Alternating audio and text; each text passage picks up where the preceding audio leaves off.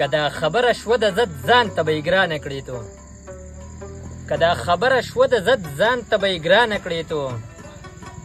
که ته یې خپې نیسې نو زه یار لاسونه نیسم که ته یې خپې نیسې نو زه یار لاسونه نیسم. السلام علیکم ملګرو، خوږو ملګرو. فضل الرحمن صابر صاحب را سره ناست دی او د دوی یو غزل دی چې زما په سر باندې چې دا خلک شرطونه تړي، زما په سر باندې چې دا خلک شرطونه تړي، د محبت په لار کې ماته اوس بندونه تړي، او زما یې حال د ببر سرو لیونو غوندې کړو، زما یې حال د ببر سرو لیونو غوندې کړو.